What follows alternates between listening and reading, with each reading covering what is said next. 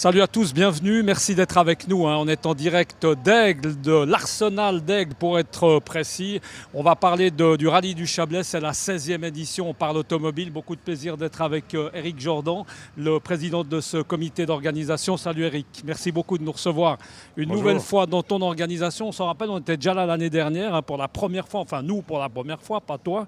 Et là il y avait un vent à décorner tout ce qu'on veut, il faisait un temps assez pourri. Et là aujourd'hui, en fait le beau temps est revenu et le week-end s'annonce extrêmement bien. Comment se présente, Éric, cette 16e édition? J'ai presque envie de dire pour toi, c'est presque un copier-coller. C'est à peu près aussi simple que ça ou il faut quand même chaque fois remettre l'ouvrage sur le métier, hein? Non, c'est beaucoup plus compliqué que ça. Ce d'autant plus que cette année, on a 3 rallyes en un rallye avec le rallye historique, le rallye moderne et le rallye électrique. Donc c'est vrai qu'il y a eu vraiment un gros travail en amont. On a eu un gros travail de montage sous la pluie là, pendant 3-4 jours.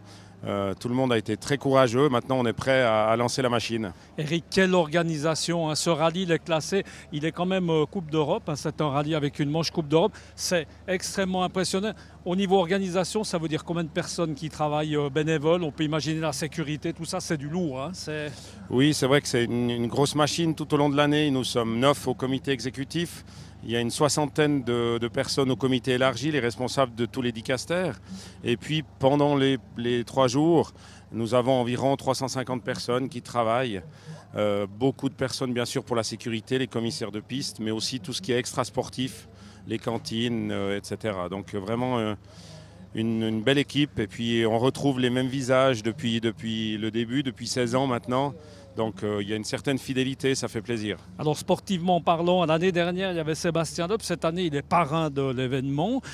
Qu'est-ce qui fait que cette année, il n'est pas là? C'est quoi son emploi du temps? En fait, il vient quand il a le temps, c'est un peu ça? C'est exactement ça, c'est une histoire d'agenda. Donc on avait prévu qu'il soit là, parce qu'il fait que 6 manches au championnat du monde. Et puis là, ça s'est décidé la semaine passée. Que son employeur a décidé de lui faire marquer des points en championnat du monde. Et il y a le rallye du Portugal en même temps. Donc ce week-end, et il a été nominé pour son constructeur. Donc, il a préféré la priorité, le Portugal au Chablais, voilà, mais quelle erreur. Ouais, c'est vrai que là, je lui en veux un peu. Non, c'est pas vrai. C'était clair avec lui, et puis je lui ai souhaité tout de bon pour le Portugal. Et puis cette année, il y a le retour quand même de Sébastien, cette fois-ci pas Loeb, mais Caron. Ça, c'est quand même...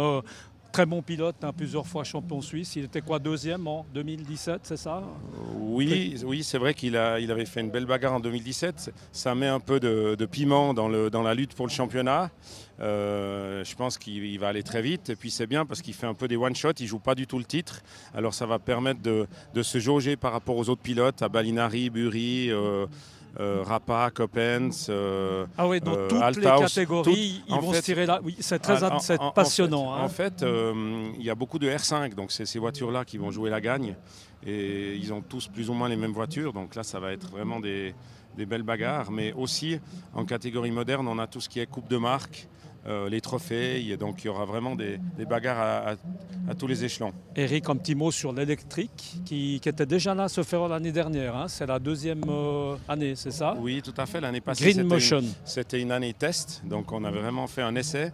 Et puis cette année, on a dit on saute dans le train de la Coupe intercontinentale de la FIA, mais ça n'a rien à voir avec les rallyes de vitesse, c'est de la régularité, donc c'est des voitures de monsieur et madame tout le monde, avec des pilotes licenciés quand même, mais ils roulent vraiment à des vitesses réduites et puis ils sont classés sur des avances ou du retard sur un temps donné.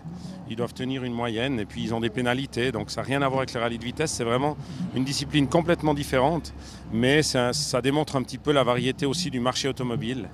Et puis, j'aimerais pas oublier, parce que pour nous, c'est vraiment très important, le rallye historique. Donc, c'est les premières voitures que le public verra. C'est vraiment important pour nous, cette catégorie historique, parce que ça plaît beaucoup au public. Et puis, on est candidat pour le championnat d'Europe 2020. Donc, il y a un observateur FIA qui est là uniquement pour l'historique. Et on sera jaugé pour voir si on peut intégrer le calendrier européen en 2020. Et à noter que pour la petite histoire en historique, comme ouvreur, on aura un certain Harry Vatanen, toujours un peu en attraction. Apparemment, il a bien aimé le Chablais parce qu'il était là pour la première fois l'année dernière et il est revenu. C'est vrai que l'année passée, bon signe, il s'est dit C'était un essai. Un peu frileux comme ça. Il s'est dit, je vais pas gagné dans quel pays. Il ne connaissait pas du tout la Suisse, à part les bureaux de la FIA à Genève. Et puis il a dit, je vais venir voir. Il était un petit peu réticent au début, puis il s'est pris au jeu. Il a trouvé magnifique la région et tout. Et puis cette année, quand on a de nouveau un contact, il a tout de suite dit oui, je reviens. Donc c'était vraiment sympa pour Et lui, nous. il est sur une BMW comme ça, un peu ancienne. On l'a vu tout à l'heure sur les plots. Là, aujourd'hui, c'est important, Eric. C'était une journée un peu différente de l'année dernière parce qu'il y avait une spéciale d'essai. Hein. L'année dernière, cette spéciale d'essai avait lieu avant la première étape le vendredi matin. Cette année, on l'a mis le jeudi après-midi pour permettre aux équipages qui auraient des soucis justement pendant cette spéciale de pouvoir réparer pour partir. Et je pense que ça s'est bien passé. Il y a eu les contrôles techniques. Il y a la mise en place un petit peu, c'est vraiment le lancement aujourd'hui.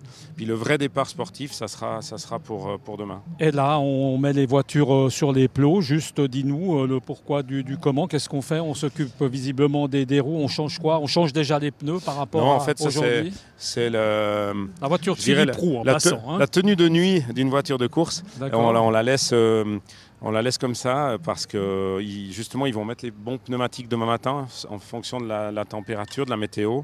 Donc on les laisse comme ça pendant la nuit. Et puis comme ça demain matin elles sont déjà prêtes pour... Il n'y a plus qu'à mettre les roues en fait. Un petit mot Eric du parcours parce qu'il y a une petite variante. Oui, on a eu beaucoup de travail cette année au niveau administratif, au niveau justement de ces différentes compétitions. Donc on n'a pas trop changé au niveau du parcours. Par contre, on a quand même voulu apporter quelques petites choses, mais c'est vraiment des petits détails. Je dirais, on a fait la super spéciale à Collonges à l'envers, par exemple, des choses comme ça. Mais disons que ça reste dans les grandes lignes de 2019. Ça reste sur le Chablais vaudois, Chablais valaisan, il y a Champéry, il y a Col-des-Mosses, il y a les uns, etc. Ouais. Ça reste en fait, on est à Villars, Montreux, Champéry. On va du côté valaisan, du côté vaudois. On va sur Montreux, bien sûr. Donc voilà, on essaye de varier entre les deux cantons et c'est un peu ça qui fait notre différence. Dernière question pour les gens qui veulent venir voir. Évidemment, c'est le but. On encourage les gens à venir. Forcément que l'entrée est gratuite comme dans tous les rallyes. Où est-ce qu'il faut se mettre? Alors, après, il ne faut pas que tout le monde soit au même endroit. C'est un peu bête la question. On essaye d'avoir des zones publiques dans chaque spéciale et d'avoir des grandes zones publiques dans chaque demi-étape, je dirais. Donc le vendredi, on a le départ à Villars, on a le passage dans le village des Avants, on a une nouvelle zone publique à la Lécherette. Et puis le samedi matin, c'est à Champéry, sur la place du téléphérique. Là, c'est vraiment impressionnant. Le samedi après-midi, la super spéciale à Collonges. Donc là, c'est vraiment les points publics intéressants. Sans oublier les parcs de regroupement. Donc le vendredi au Casino de Montreux, le samedi matin à Montaix et le samedi après-midi à Saint-Maurice. Et puis ensuite, l'arrivée est ici de nouveau à Aigle. L'arrivée à l'Arsenal à Aigle, tout à fait. On est bien d'accord avec ça. Un organisateur comme ça, qu'est-ce qu'on peut te souhaiter avant comme ça, à 24 heures du coup d'envoi? Alors d'abord, on va dire le beau temps. Deuxièmement, on peut imaginer la sécurité. C'est ça, on croise les doigts pour que tout se passe bien. C'est un peu chaque année comme ça. Alors c'est ça, mais dans le désordre. Donc moi, j'ai 3 priorités. Ouais, je pense bien, pardon. C'est la sécurité. Forcément. Voilà, s'il n'y a pas d'accident, le reste, c'est pas trop important. Le fait que le rallye soit à l'heure, qu'on n'ait pas trop de retard, et puis la météo. Voilà, c'est les 3 points prioritaires pour moi. Les 3 points qui rendent un organisateur heureux. Merci beaucoup en tout cas Eric Jordan d'avoir été avec nous. Maintenant il y a la partie officielle, ça voilà. C'est important, remercier un peu les partenaires. Oui. Juste encore un petit mot, les partenaires, parce qu'on le sait, la situation économique est simple pour personne. Oui. Il y a de l'intérêt, on arrive encore à sortir son épingle du jeu. On profite peut-être forcément de les remercier. Voilà. C'est vrai qu'on a la chance d'avoir des partenaires fidèles maintenant depuis de nombreuses années. Et puis le fait d'avoir différentes compétitions, on attire des partenaires un petit peu spécifiques. Donc ça nous permet de varier un petit peu. S'il y a un partenaire qui arrête, on arrive à le remplacer. Et puis comme nous sommes tous des bénévoles, on n'a pas besoin de sortir de salaire. Donc notre budget, il reste raisonnable. Et puis on n'a pas de gros sponsors à 6 chiffres, je dirais. Donc s'il y a un sponsor qui arrête, on essaye de le remplacer. Et voilà, pour le moment, ça se passe bien. Tant mieux, pas vu que ça dure en tout cas. Merci beaucoup, Eric. Restez avec nous, on va essayer d'avoir 1 ou 2 pilotes tout à l'heure. On se retrouve plus tard. Merci, ciao.